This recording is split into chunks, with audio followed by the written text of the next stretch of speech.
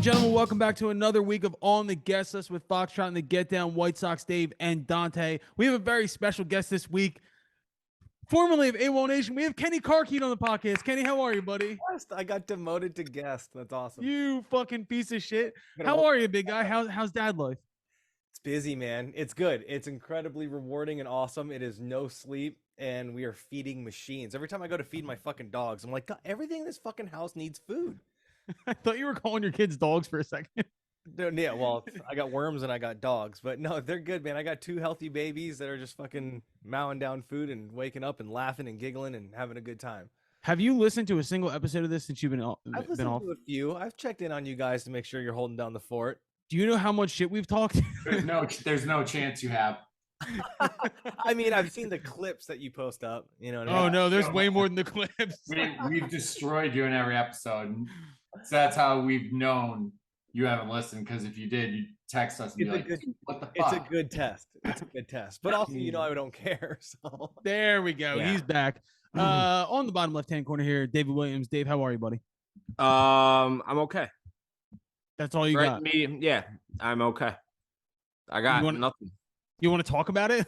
What's going on? No, that's not. It doesn't mean I'm bad. Doesn't mean I'm good. I'm just like, okay. I got nothing of note to even talk about right now. Weird. What's going on in my life? Weird. What is it? Why weird? Concerning. Concerning. No, just how I like it. I guess that is true. You want as little drama as humanly possible. On the freshest camera ever known to man, Dante, how are you, buddy? I'm good. I got a fucking standing desk to go on my new camera, so I don't have to. I was wondering why you're standing up. Oh, I love it, man. It's great. Yeah, it looks great in your jail cell room you have going on right now with nothing on the wall. I don't have it set up yet. Yeah, apparently. I actually I just ordered a new backdrop for the podcast upstairs in the office room. I got like a big metal on the guest list thing made. It's coming in the mail, so that's actually gonna look pretty good. So we have a big guest this week. We have Jared Watson from Dirty Heads. Dirty Heads just dropped a brand new album called Midnight Control. It's fucking awesome. I want everybody to go, dude. You have to listen to track 3. It's a flip of Life's Been Good by Joe Walsh. It's fucking awesome. Ooh, I actually heard that. Yeah, Jared talks about it on the podcast about the process of getting something cleared by Joe Walsh. And Kenny, you've said how cool Joe Walsh is. He's a maniac. Apparently, he's the fucking man, dude. Kenny, what was your Joe Walsh story? Wait, what is my Joe Walsh story? I don't know. Did you not tell me this story? Did somebody else tell me this story? No, that's not me. I was in the Stones. I wish I knew Joe Walsh. Joe Walsh seems like the coolest, chillest dude of all time. He reminds me of Gary Busey in Entourage. Oh, Gary Busey, who just got accused of like sexual harassment, and the I know. like, yeah, and then he went to the park and took his pecker out. Dude, like him. Not a great name to drop, Dave. Didn't he get canceled in like the backwoods of New Jersey or something? He was at like a Motel 6 or some shit like that. Can't cancel Gary Busey. Look at him. He's on camera.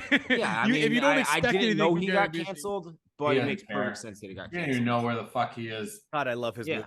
Oh man, but Kenny, it's been a very long time since you've been on, dude. Any new music you found?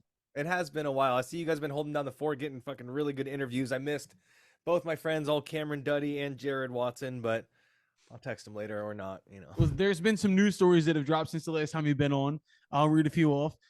First off, the Japanese bombed Pearl Harbor. You missed that. Oh, really? Yeah. President John F. Kennedy was assassinated. We don't know by who exactly. It could be a lone gunman. It could be a magic bullet. And the Viet Cong were pushed back in the problem in Vietnam. So also fake news. Is it fake news? That news? is fake news. That didn't happen, Colin. What, Vietnam didn't happen? The Vietnamese didn't push us back? Vietnam's not a real place. Aren't you Vietnamese? Yeah. I fucking miss you, dude. I really did. Crazy. I went to Vietnam. I did one of the best trips of my whole life. I did 3 weeks motorcycling in Vietnam from the southern border to the northern border. And when you get up to the north, which is where the communists are, you go to like the Hanoi Hilton, like the famous prison where John McCain was at. The way they tell the war story is not what we learned. Not to say that theirs is true and ours is false, but like you're like, of course. Dude. Yeah, whose side are you on here, Kenny? No, I'm just saying it's crazy when they're like, we tried to do this, but the Americans did this, and you're like, it's weird to be on the opposite side of a country we were on a battlefield with, you know. Yeah, I don't think history shines that well on us in the Vietnam conflict. It doesn't really No. show anybody well. apparently. No.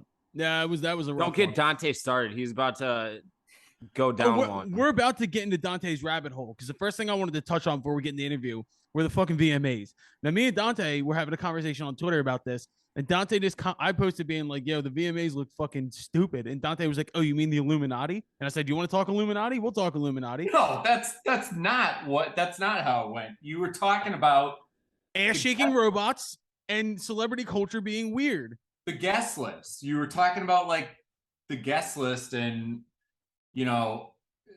everybody that goes to these things. Pull up the fucking tweet right now. I just recited it word for word, dude.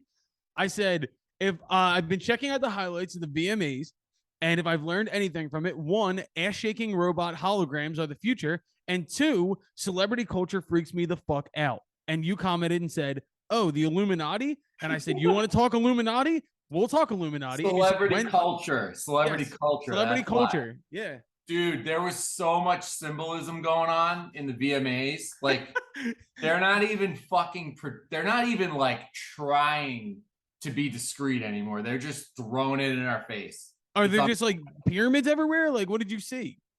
Oh man, I'm just like, this will take over the whole episode, but did you see the astronaut that came out with like the fucking video for a face? No. I'll pull the clip. I'll text it to you. Dude, all I know is I didn't watch it, and the ratings were apparently up this year, but it was also simulcast to 13 different major networks. So they got 3 million viewers over the 13 biggest networks on television. Yeah, it was everywhere. You know what I can't believe? And like, I'm so thrilled that finally Taylor Swift won an award. He's back. Are you fucking kidding me? Like, all I saw was VMAs. Like, oh my god, Taylor Swift won this award, announces new record. No shit, it's another year. Like, what the fuck? She drops like 4 albums a year. Dude, let me tell you something about her. I've gone from being one of her biggest, most diehard fucking psycho fans to just being like, oh, she's so fucking hard. It's getting come to the dark side. Let's go. It's getting so hard to like her now just because you knew that her showing up to the VMAs, she doesn't show up to the Grammys. Like, the fact that she showed up to the VMAs, you knew it was a promo or marketing thing. You just knew. So everyone freaking out, like, I love Kelly Keegs. She's my dozen teammate. Her video, I was like, oh my God, I hope she's hammered out of her mind. Like, crying tears because she announced a new album. It was like, yo, you could have fucking predicted this 5 hours ago when she was on the red carpet. Like, I don't know. A surprise. I've said my piece about Taylor Swift on here. I think Dave might be her biggest fan on the podcast now. I just like her music. She seems like an upbeat twat, though. Records in 2020. It's like she hasn't been gone for 16 years. Like, yeah, we're not getting like a new Rage Against the Machine album. We're getting something that she's re-releasing her old albums. The only thing I really took out of this, I was watching like highlights because I didn't watch it live. I'm not gonna act like I watched it live. It was just the weirdest fucking vibe. It really was. Like, the Lizzo speech I thought was weird. Fuck her, man. Fuck her. She's talking about how she's like, I don't know. Dude, all I can say is we had this conversation last year about the VMAs in a music industry that was gutted. And every motherfucking musician on earth, other than this 1% that are standing in this room, got absolutely kicked in the fucking teeth. And you're talking about what a tough time you're having. That's a tough thing to sell. Dude, Lizzo went from being literally unknown to a multi-millionaire A-list star in about 2 years' time. And she's standing up there talking about how she's oppressed and, evict. Like, give me a fucking break. What is it with Hollywood and celebrities? The minute they become famous, they just become insufferable. Why can't they just be fucking grateful and realize they hit the fucking jackpot, won the lottery, and everyone in the world just wants to hear them fucking do what made them famous and shut the fuck up. God, it's so good to be back. I missed you guys. This is fun. You know what I mean? Hey, side tangent. this is nutty. There's a guy, I think I've told this story before, that opened for AWOL back in like 2012 named Wallpaper. One of the sickest acts I've ever seen in my life. Ended Wallpaper to be full-time producer. Ricky Reed did all the Lizzo records, did Leon Bridges records, done so many huge records. So crazy how big that dude got overnight as a producer. Yeah, and we talked about Ricky Reed because that new Lizzo single I loved, About Damn Time. The rest of the record, I actually thought it seemed like she like had read all the Twitter comments and made her album based off the Twitter comments. And I don't know how else to put that, but I didn't love the new record. I love Lizzo's music, but I didn't love the new record. But overall, the thing I took away from what I did see was I was so freaked out. Like Nicki Minaj won Best Rap Performance. I didn't even know Nicki Minaj dropped a song this year.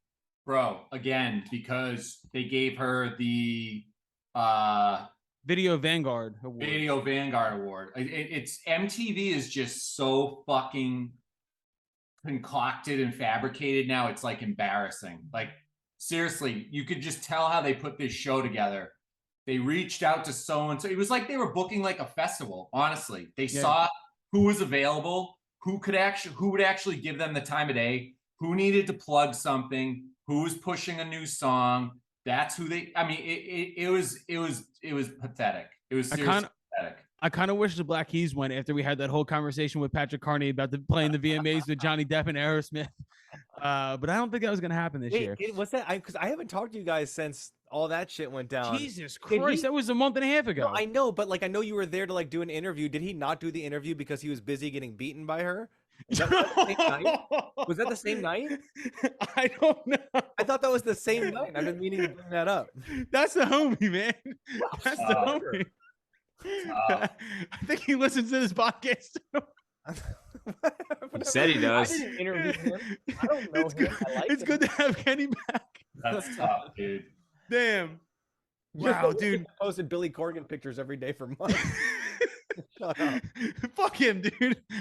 Oh, why did I stop posting Billy Corgan pictures? Because you pussied out. Because he listens to the podcast. You pussied out hard.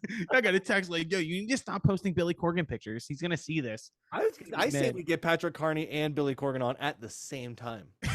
Celebrity deathmatch. That'd be We should do celebrity deathmatch with them. Should we? Like the old school claymation shit. Who should we have as the celebrity ref? I have a name in mind, but I can't say it on the pod. We'll bring Jeff in from the Used, who has the story of Bert getting kicked by Billy. No, he's coming in with a steel chair to back up Patrick Carney. No, but overall, I thought the VMAs sucked balls. We might be old. I don't know. All I know is that ass shaking AI fucking I don't know, hologram shit was banging. That one was fat. That's technology. I like that. Other thing I wanted to follow up on last week, I listened to the DJ Khaled album. And Dave said something very, very profound last week. He said this is either going to be the best album of all time or it's going to suck donkey dick. And as it turned out, it was a whole pack of ass. It fucking sucked. And I don't even want to hate that bad, but I have to say, like, I was really excited actually to see some of these features. First off, literally, it should not be humanly possible for three people as talented as Eminem, Kanye West, and Dr. Dre to be on the same song, and it sucked that bad. I listened to that and literally was like, what the fuck are people freaking out about? This song sucks. I disagree. You disagree? The album is not good as a whole. There are a couple songs that, I mean, I'm not going to fucking play them in the club, but they weren't bad. I mean, that Eminem and Kanye song, I don't hate it. It's not the best of either of their work, but I have a reason why I hate it, because I heard the original, that song Use This Gospel was on Jesus is King, but there was an original demo that leaked that had drums and shit, and it was an amazing song, but they never released it that way. So I was expecting to hear that one, and then I heard what we got, and I was like, this sounds terrible. I'm glad you brought that up, because I had a question, and you might laugh at me. This might be really stupid, but have you heard the 5 Foreign Kanye and Alicia song, Kings of New York? City of Gods. City of Gods. I love that song. I do too. Is that the same instrumental off of Donda? No, it's not, but it's the same style of production. It's that New York drill, London shit. I know exactly what you're talking about. dude, it sounds exactly like the song that he's on Donda to me. I don't know why. Like, listen to every Fabio Foreign song, and they all sound exactly like that. That song's fucking amazing, though. It is an amazing song. I agree 100%. But the DJ Khaled album sounds like he texted all of his boys who were on the album. They were just like, yo, send me your worst song you have in your Dropbox folder, and I'll put it on here. That's exactly what I thought when I listened to it. I was like, yo, you got Lil Durk, you got Lil Baby, you have all the Lils, you got Lil Wayne, you got Kanye, you got fucking Eminem, you got Drake twice. Drake literally starts the album off with a 45. There's just so many fucking people on this record, and still it found a way not to be good. I don't know. Yo, the Jadakiss interlude is awesome because Jadakiss does no wrong in my eyes. That's my opinion. Yo, you destroyed this album last week when we talked, so I went into it being like, man, I can't wait to fucking just fast forward through this entire thing because it's going to be so bad. But there are a few songs that, like that Juice WRLD song, I thought that was pretty cool how he basically, before he died, made a DJ Khaled song. Like, you know, I'm not a Khaled fan by any means, but that's like, I mean, that's a big fucking flex, like getting your hands on that. And I might just be jaded from the fact that he annoys the holy fuck out of me. Like, I kind of feel like Kenny might love this guy. Do you have a special relationship with DJ Khaled? No, he's the worst of us. I mean, you can't knock the massive fucking gargantuan hits that he's had, which are in fact legitimately great. But also, he's the worst. The fucking worst. Everything's about him. Oh my god. Oh my god. Yeah. I just had. Dave, did you happen to peruse the album whatsoever? Nah. In fact, I didn't even think to. That's how unenthused I was about that. When does that ever work in any walk of life? Just getting like all-star after all-star together and saying go be awesome together. It just doesn't work. Scott Storch should be Farm Aid as famous as Farm Aid, sure. The 2011 through 2013 Miami Heat, maybe. I don't know.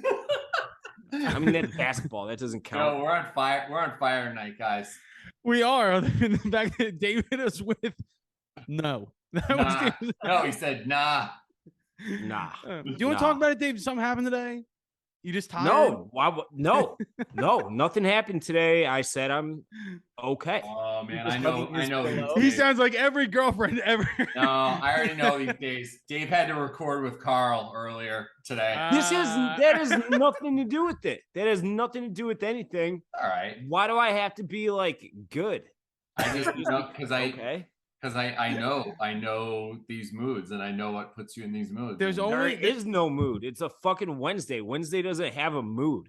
It has Dave on the pillow. Wednesday's red line recording day or Wednesday. What's it called? Fucking dog walk recording day. This shit ain't the same without all four of us. I gotta say that. It's not. We got the yellow assassin back. By the way, I only called you that because some dude on Twitter today, Kenny wrote, I said, who's the biggest one-hit wonder of all time on Twitter? And Kenny wrote AWOL Nation. And some dude commented back on Kenny's shit and was like, excuse me, did you not ever hear Kill Your Heroes or all this shit? And I literally commented back and I was like, yo, you know he was in AWOL Nation, right? And he said, yeah. Kenny Carkeet, the yellow assassin. Of course I know who he is. I've seen him numerous times. And real quick, I was about to hit him with a, yo, what you just say? Well, it's funny. Dude, that is fucking the singer awesome. gave me that nickname way early on, the yellow assassin. And looking back, you're like, that's kind of dodgy. Oh I kind of like it. You should wear that. My logo is still a yellow assassin guy. It's great. That is too good. God. All right, before we get in the interview, two more things. We were talking about this the last couple weeks, but more and more big artists keep canceling their tours or shows because they can't fucking sell tickets. And one of the biggest artists that just had this happen was DaBaby. DaBaby just canceled a stadium show in New Orleans for a 24,000 person stadium. He sold 500 tickets and he canceled the show. Now, that's the right thing to do. Dave's boy. It would have been so much better if he just showed up and played to 500 people in a stadium and they just all sat in different corners. That's fucking banging. But that is this is a real phenomenon happening right here. Every day I see another act canceling a fuck. But first off, this guy also had a number. I mean, he's been canceled like 6 times since his last tour. So it doesn't shock me that he didn't sell enough tickets. But like 500 to 24K. You know what's nutty? When we did that Prophets of Rage tour, we were doing arenas, which are what 18 to 20,000, and tickets didn't sell nearly as well as they thought they would. So they just moved the stage from like where the hoop would be a little bit farther forward, and then black curtains to there and back around the side. Now you've shrunk it. That's fucking awesome. Jesus Christ.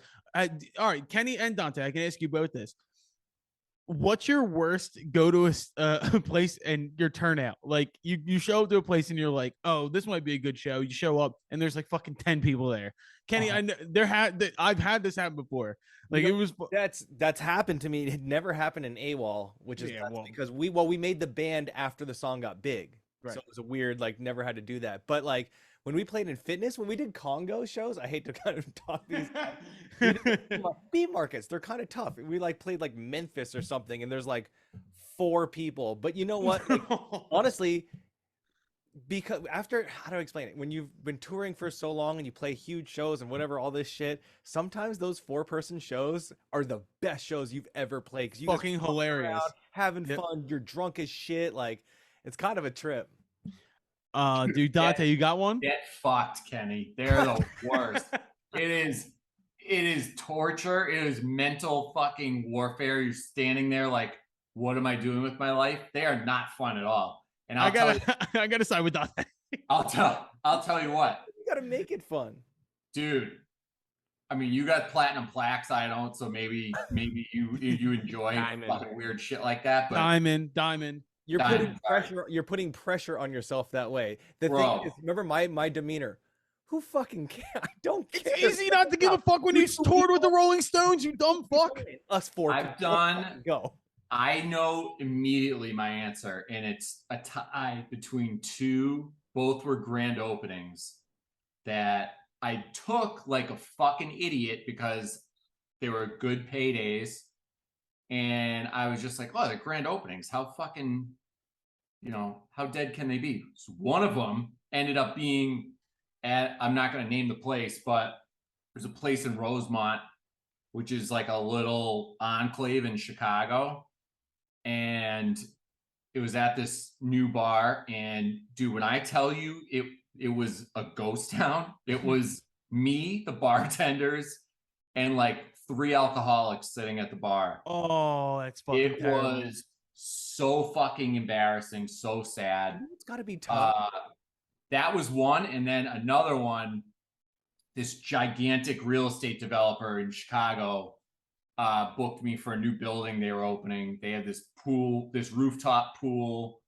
It should have been cool because they put a lot of money into it. Super high-end building. They had like big time restaurant group cater it, and they brought in good production and backline, and I showed up and it was just like old people, like 10 old people standing there. And I asked them beforehand, like, what do you guys want music wise? They were like, oh, we want like Miami, like lounge, like pool lounge house. It's just like, they were coming up to me and they were like, can you play some Four Seasons? Oh my fucking God. It was get me the fuck out of here. Mine is, we were on tour 2018 and we were between 2 great shows. We were in Birmingham, Alabama, and we were playing this venue called the Nick. The Nick is a fucking dive bar underneath an overpass that like Prince played at one time. So it's famous. And we showed up, and the hometown headliner that we were opening for texted the guy an hour before loading and said, yeah, I'm not coming. So it was us and a band from Nashville on tour. So neither of us had drawn. We'd never been to Birmingham before. And the guy was like, do you guys still want to play? And we're like, I fucking drove here. So yeah, sure. It was us, the other band, and 2 ladies that offered us cocaine the second we walked into the bar. That's a hell of a show, dude. That's a hell of a Yeah. And then my drummer, Jimmy, you guys have met Jimmy. He did the cocaine. Good. And You have to. it wasn't good because he had to fucking drive. It was his turn, and Erica, our singer, That makes freaked you a out on better him. And, driver. Dude, that's the best parts of tour. That's it right there. I'll never forget it. Like, it was a fucking great memory, but like in the moment, it's like, damn, this is a fucking life altering. Like, you're just sitting there like, God damn it, we saw. I played a show to nobody in El Paso at a venue underneath a Domino's. That's a true story too. And that wasn't even that long ago. It was like 2018. Damn, dude. 2018 was a rough year for the four of us, I think. All right. Well, let's get into our interview with Dirty J, Jared Watson from Dirty Heads. Real quick, want to shout out one more thing.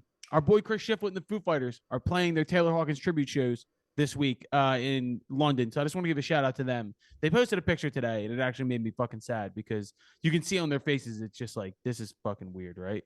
But they're going to be simulcasting it everywhere. So everybody, please go check that out. We're going to get into off the list when we get through this interview, but let's go into our interview with Jared Watson from Dirty Heads. All right, ladies and gentlemen, on the guest list today, we have one half of one of my favorite groups of all time. One of the reasons that I started making music. They have a new record dropping. We have Jared from the Dirty Heads. Jared, how are you, buddy? I'm good. How are you, man? I'm good. And now we've had Duddy on previously, and apparently Duddy's too good for us now. Do we want to say anything to Duddy for not being here today? Like, what's up? No, he just pawned it on to me because he said you guys are kooks and he didn't want to do it again. That makes total sense to me. And of course, we have Kenny Carkeet from AWOL Nation as part of our podcast. Kenny's not here today because That's why he didn't want to do it. That's exactly what it is. Kenny just birthed, or not birthed, he's part of the team that birthed twins. So Kenny is handling dad duties, but Kenny sends his love, and we're all huge fans of the band, man. So thank you for being here today. Of course, yeah. Kenny's awesome. He's been a homie for a long time. You don't have to lie, dude. This is a safe space. You can tell us what you really think. I do like Kenny a lot. No, but we have you here today because Midnight Control comes out on Friday. I got an early listen to the new album. It's incredible, man. Congratulations on everything. Thanks, brother. I appreciate it. No problem. I guess to start off, you guys recently just went viral on TikTok for Vacation, which of course is a great song. And we kind of hate TikTok here, but it's done a lot of great things for our friends. Did the success of that on TikTok kind of influence the way you guys made the new record at all? No, not at all. Good. That's the right answer. Thank God. Thank God, dude. I was worried there for a second. Yeah, no, I feel like we've been in the game long enough to know that like you can't chase past songs. You can't, when you go in, look, like it's the same fucking conversation that every fucking band has with their label, and you're going to have it 20 times and you're going to say the same thing. The label's going to say, well, we need another single. And you're going to say, well, if I could give you 12 fucking singles, we'd all be billionaires.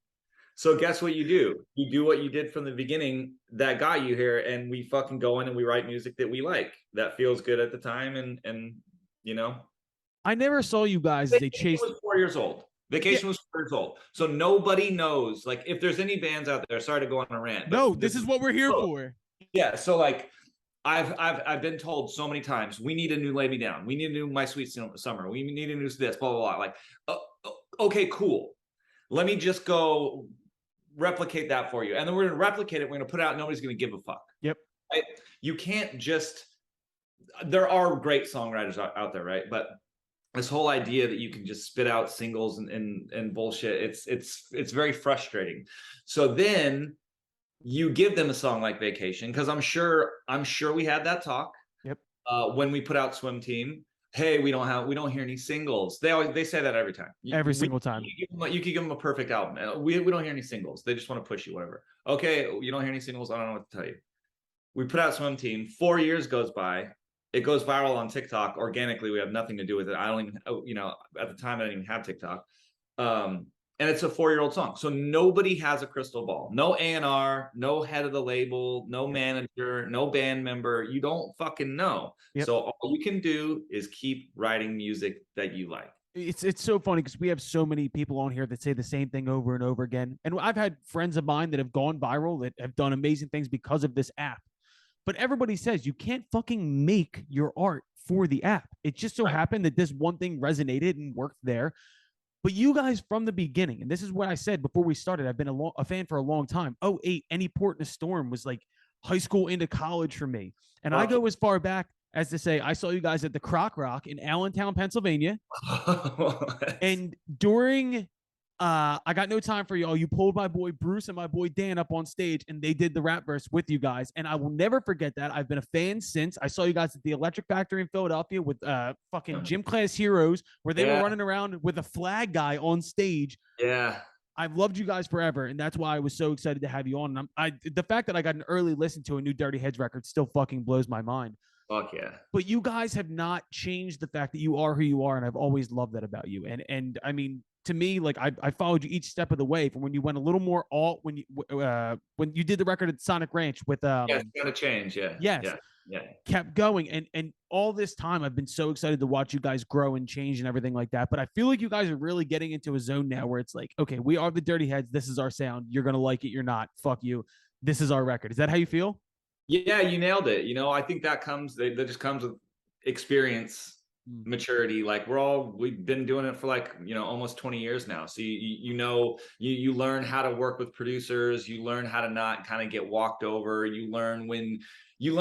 think the biggest, like, the tightrope that you walk on listening to your gut and not listening to your gut, because there's been times where I've listened to my gut and I was right, and there's been times where I've listened to my gut and I was wrong, right? So then you're like, fuck, because you're making art and it's subjective, so you don't know, right? So like, I feel like with experience, with, you know, playing shows, songwriting for all this time, I feel like we finally are at a spot to where we're grown enough as musicians, players, songwriters, where we're like, we know what's cool and we know what's not cool, you know, and we're aware of all these things. Like, it's just easier for us now to like put out the exact sound that we want, you know, and not have people kind of influence it. Not saying that happened too much, but you know, you're younger and you're like, should we do this and should we not do this? And then you get scared and then you want to be too cool, and then you're too close to it. You're always too close to your own music, right?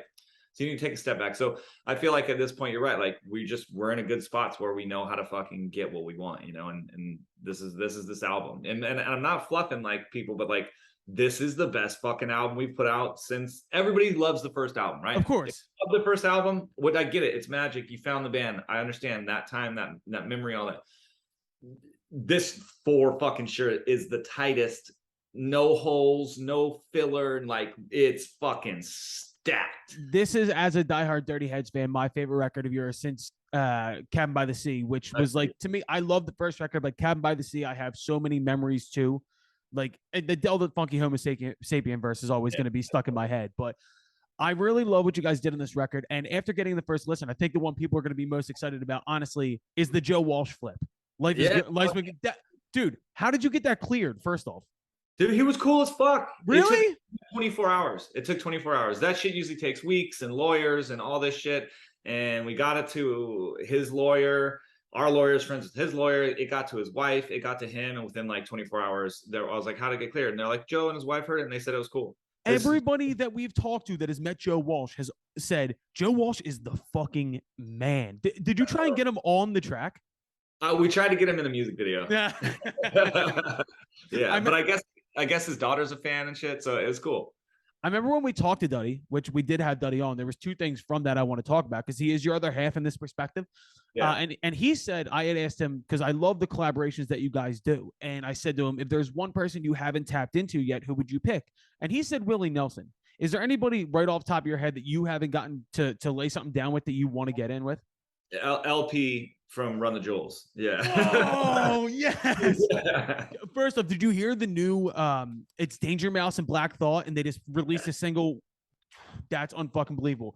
Getting you and Run the Jewels together, I just threw my pen across the room. Obviously, that I want that very badly. Has there been any conversation there, or is that just like a pipe dream at this point?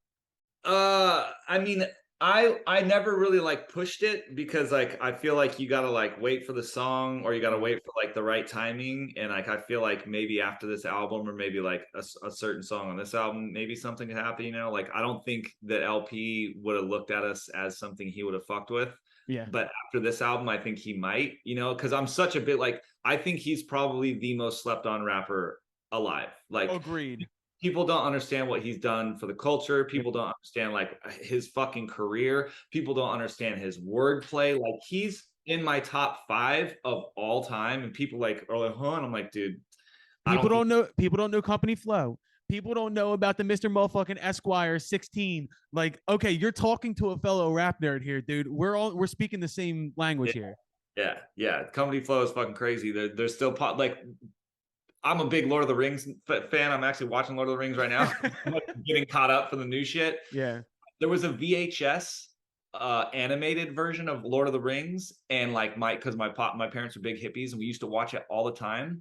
And when Gollum finds the ring, or no, actually when Bilbo finds the ring or Frodo finds the ring, there's this one when he goes, "Oh, what's this?" And I fucking like was a skater. I was listening to hip hop. I heard Company Flow for the first time. The song Population Control comes on. Mm-hmm. Sampled the VHS version of Lord of the Rings. I was like, who the fuck are these guys? And I don't think anybody knows that Lord of the Rings VHS animated film is sampled in Population Control. And it's one of the dopest samples of all fucking time. And that's he's just a fucking animal. Like, do you ever watch Rhythm Roulette?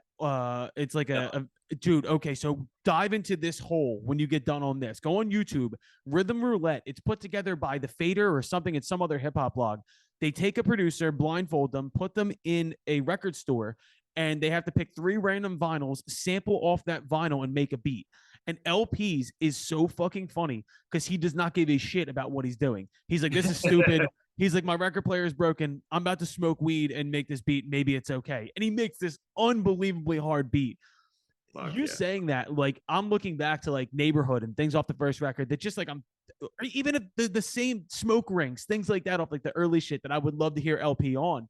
Like, give people kind of a view into the new record too. Are you guys leaning more into the hip hop side or more into the reggae side? Are you blending it? What is it? Because I'm having a hard time putting my finger on it. It just sounds like Dirty Heads to me. Yeah, it's really solid. And I got to give props to the producer, Ryan. So we've been friends with Ryan for a while, Ryan OG or Ryan Ogren. Like, he did Visions, he did Oxygen, and we always wanted to work with him because when we did work with him, it was he was like, you can tell he was on the same page. We got along really well. He understood the sonics, he understood the band, he understood the dynamics. Like, he never pushed cheesy shit. It was just always really credible. So we always wanted to get him. So finally we did.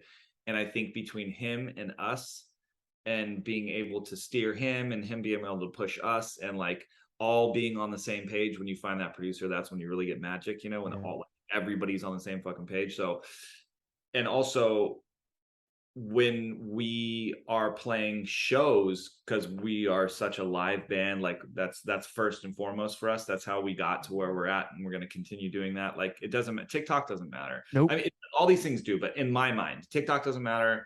Instagram, all this shit, nothing matters. The only thing I give a fuck about is ticket sales. Yes. If you have 100 million followers, but you're playing fucking clubs, I don't care. Doesn't matter.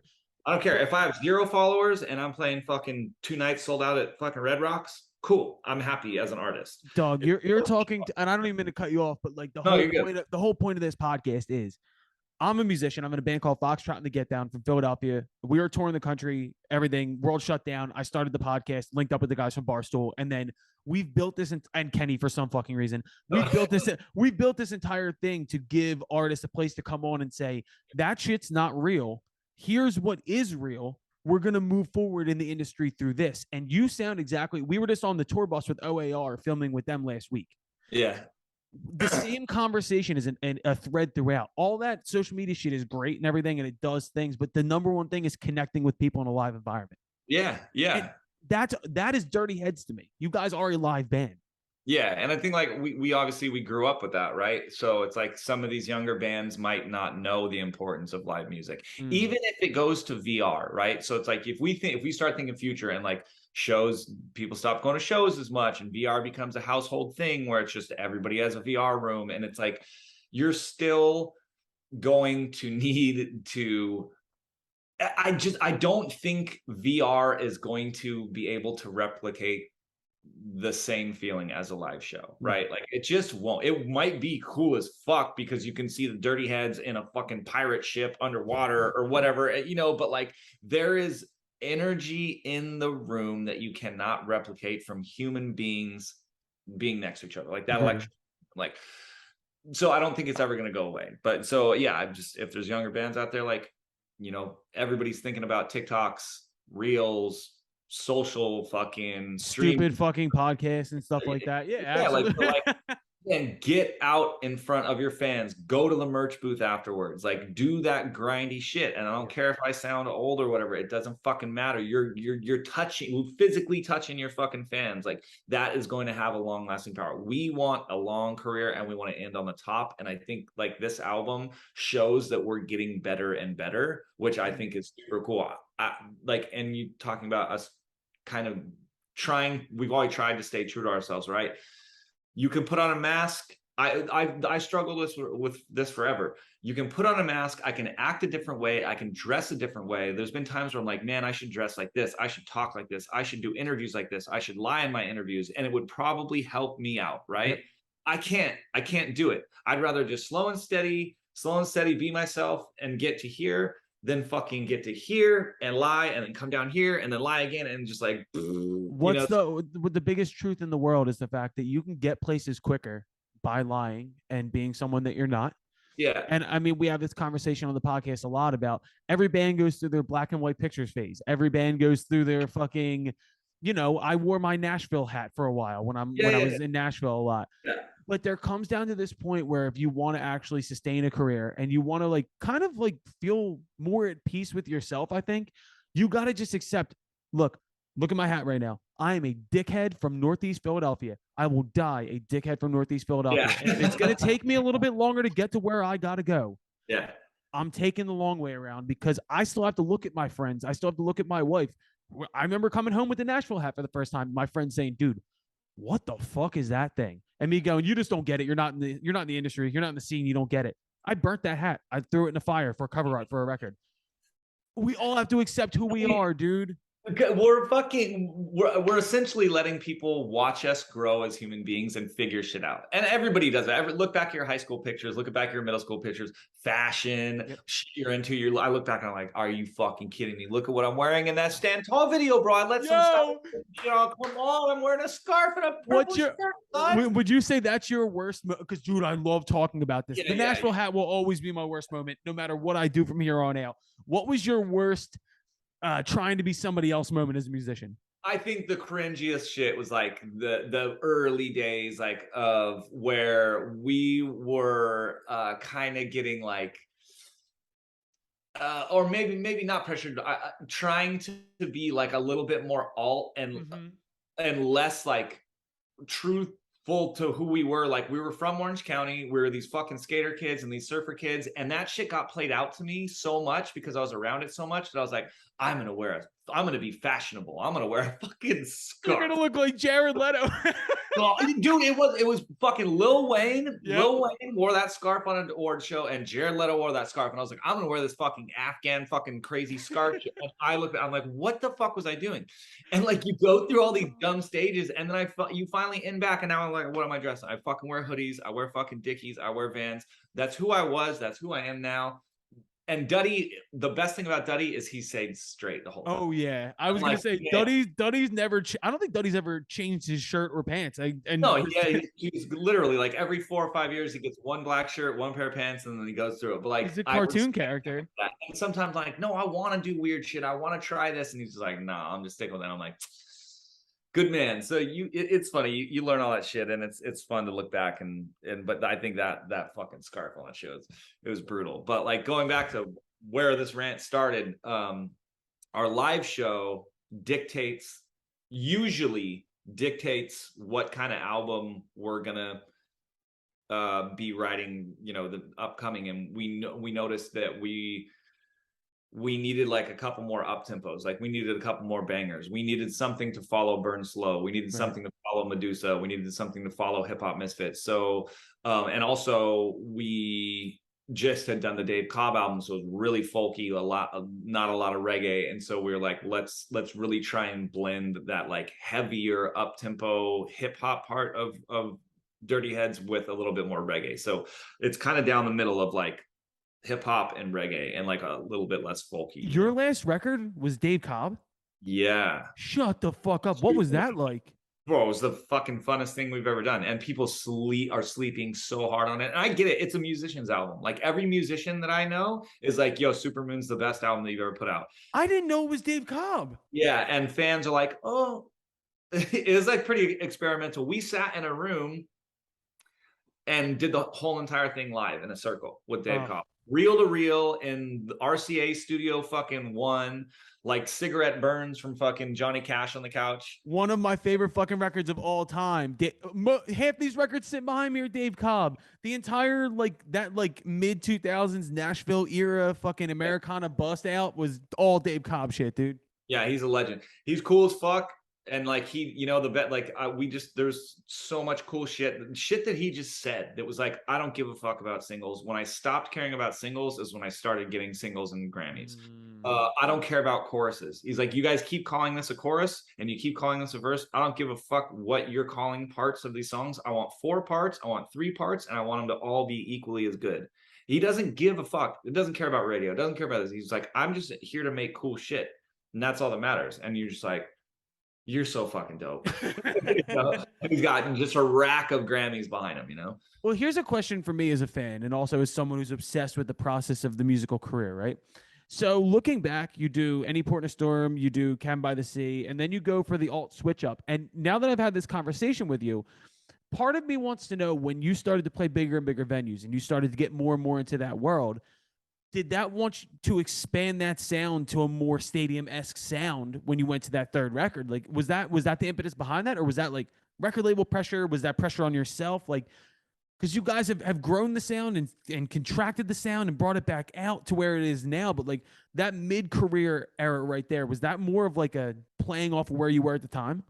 Yeah, exactly. It wasn't outside pressure. It was inside pressure. Like I said, like when we started, there was something about us being young and not wanting to get pigeonholed. And we thought for some reason that like 2 albums back to back that were like these reggae leaning, acoustic leaning, like, you know, very beachy Dirty Heads albums, which is extreme. Like that's what we are. It just took a while to like be proud of that and want to just be like, this is what we do. You're so young and you're finding yourself that we're like, we just did 2 albums that are beachy and like we've already done it, and like we wanted to be artists and we were just over it. We're like, I can't write another album like that. Like physically, me and Duddy would sit down and be like, I can't do another like skank fucking reggae. How many Antelopes can I do in a row? Right. And we were like, dude, you know what's up. I do. Come on. I told you I'm a nerd here. I love this fucking band. So we really just wanted to do something different. Like we wanted to defy everybody and just go on some fucking tangent. And once we got in the studio with Rome, we we're like, this is the direction. We want it to be bigger. We want it to be more aggressive. We want bigger sounds. And it kind of like bit us in the ass at the time because we were playing these smaller venues and we're like, dude, this album's written for bigger venues, like with more shit that we have. And eventually it grew into it, which was cool. But that was just all pressure on us from like not wanting to do the same thing, which I think is great looking back at, you know, like Beatles, you know, just all doing different shit and pushing music. We want to push the scene that we're in or that we come in and out of, which is this reggae rock scene that's been born out of Sublime, you know? And I think a lot of the problem with this scene is that people aren't pushing the boundaries. It's, you know, a lot of these new bands, they just sound like fucking Kyle from Slightly Stupid. And they're just regurgitating a lot of this shit. And it's like, if there's nothing new and nothing original, this fucking scene is just going to incestually eat itself until it implodes, right? So we're always just like, sorry guys, if you don't like this one, we're taking a step out and we're going to do some wacky shit. I do have a shout out for someone in your scene, because we've dealt with a ton of bands in the reggae rock scene on this podcast, but there's one that stands out, and we found him through his record label who gave it to us. We had an amazing conversation that I noticed the first single, you were on it. It was Denim. And I fucking love Denim. And I think he's doing a great job. And yeah, you know, you know, that's why when he reached out and wanted to work with me, I was like, yeah, because a lot of people reach out and I don't fuck with them a lot because it's just the same shit I've heard. And I was like, okay, this is original. You know, I heard Joe Rogan talking about one time, a long time ago when I was listening to his podcast a lot, bringing new comedians on his show. And why? It's because if he helps them out, even if they get bigger than him, they're still growing that space. Right. So if I help out a younger band and they get bigger than me, I don't care because it's still going to help out our scene. Our scene's going to die if we just keep doing the same shit, touring with the same acts, writing the same fucking songs. So like, I'm at a point now where I can help people. And if you're dope and you're doing something original, I'm going to try and fucking help, you know, and like whether that goes good or bad, you know, I'm still trying to help the scene. Is there anybody who you want to work with that you haven't worked with yet? Like in the not because I mean we've talked about LP, but I mean like as far as a younger band coming up, like or has there been anybody who realistically like you did kind of give that to and you've seen them kind of take off? No, just Denim, and that kind of bit me in the ass. But we can talk about it off Yeah, air. we'll talk about that later. I saw that. By the way, I edit all this shit, so don't worry. I can even cut that part if you want to. No, I don't give a shit. It is what it is. You know, you try and be nice to some people, and whatever, they show their true colors. But Jackson from the Elevators, if you haven't heard of Elevators, I have. so I'm obsessed with that kid's. Yeah.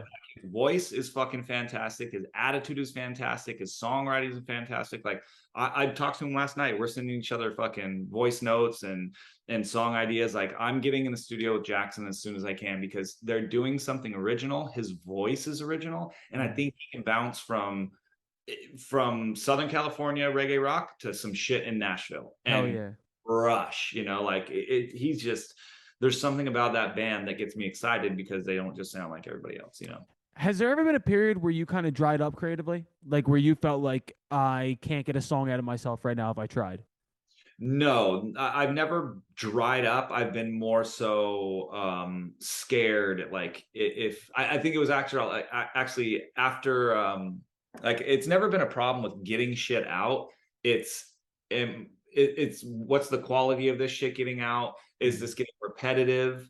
And then after I got sober from booze, am I even gonna be able to like write? Like, was it just booze and all the other shit that I was on that was making me creative or like making me do all the shit? And then I look back, I'm like, I should have got sober a long time ago. I would have been better. Like, isn't it funny how your brain will play that game with you? Like, yeah, I wonder if this thing that's like hindering me in all reality, yeah, will this affect my creativity? And I've never seen anybody to say like, oh yes, that had a negative impact on me. Everybody's like, God damn it, I should have been doing this for years. Yeah, I mean it's unhealthy for your fucking brain. Like I get it. Like there's the legends, you know, the 27-year-olds that died and heroin and like there is something beautiful about a human being that's broken and has all these issues and demons because there's always content to fucking write about, right? Like when things are going great, like you can only write songs about how things are going great, and sometimes, you know, that shit's boring, you know, and I think that is more so what it was, just like, oh shit, is this shit gonna get boring? So it's more so just like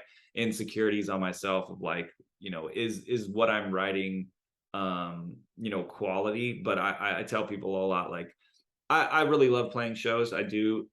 Touring is fucking dope. It's where we make the majority of our money.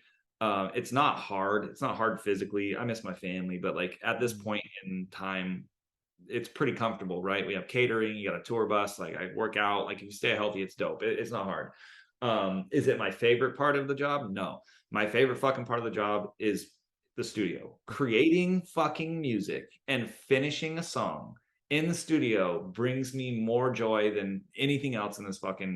It's untouchable. It really is untouchable.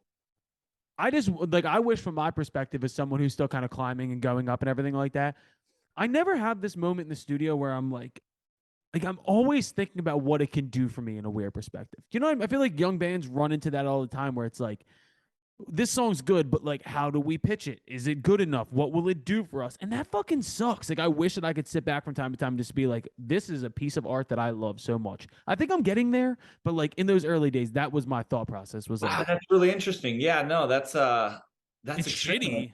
Yeah, that sucks. And I think that's where you would hit roadblocks, because then now you're not listening to yourself and you're not listening to your creative self. You're going outside of that and you're listening to the fucking social media A&R part of yourself that you have to tap in sometimes. Oh, yeah. Like people realize like you gotta put on that hat, right? But when do you put on that hat? Not everybody can be Kendrick Lamar. Not everybody can be Frank Ocean. Yep. Not everybody can be Tool. And you can't compare yourself to bands that are the 1% of the 1% that do whatever the fuck they want, whenever the fuck they want, and it works, right? Like you're like, oh, I wish, you know, like sometimes, so you're right. Like sometimes you're like, shit, is this gonna help? Is this gonna work? How does this? But like, it might dilute, be like vacation. You never fucking know. So you gotta put that motherfucker in the back seat. Stop listening to him because you never know. And like, as much as people or the industry want to think that people are sheep and lazy and they can get them with the algorithm and they can get them with this, and I'm sure they can, right? Oh yeah. People see through the fake shit. They do. I mean, how does Machine Gun Kelly have a job? It's because of the algorithm. I promised myself I would stop hating on that guy. I promised myself I'm gonna try. But yo, I will say this though. The one thing for me that got me out of my head in that space was this podcast, because it allowed me to create on a constant basis and release things on a constant basis. And then the music just, I was like, oh shit, that's just another part of me. And like, I don't know, it's hard to explain. I think my question to you is, as we're like coming towards an end here, is like, do you have other outlets that you go to get away from music? Like, is it surfing? Is it family? What is it for you? Creatively, like to tap into creative shit? Sure. Yeah.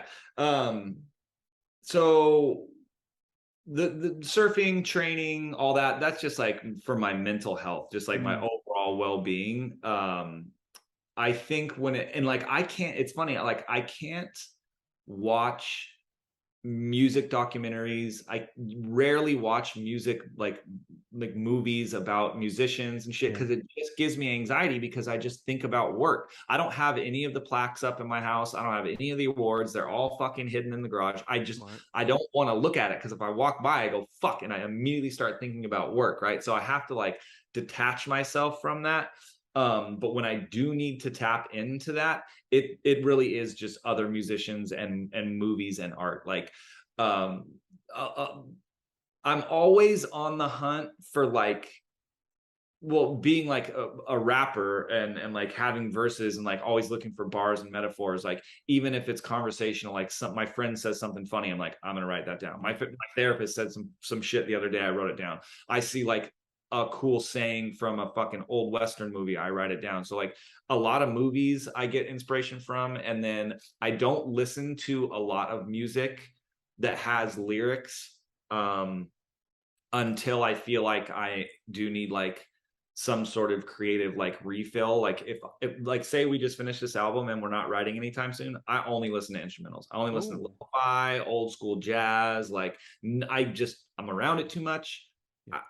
I need mellow kind of music that just soothes my brain. I can't fucking hear shit. But when I'm about to go in and write, like I'll start listening to more hip hop. I'll start listening to more Run the Jewels. I'll start listening to like UK rappers. I'll start listening to fucking just wild shit. Or I'll just start going through the charts and being like, I don't like anything. I can't hear nothing. Like asking my friends, give me something new to listen to. Metal, hardcore, I don't care. Country, anything. I just need to hear somebody say something to me that is like real, you know. Like I think the last person that really fucking impressed me and like really made me look at lyrics and how I was and this is gonna sound fucking wild, how I'm looking at songwriting and metaphors. There was two people.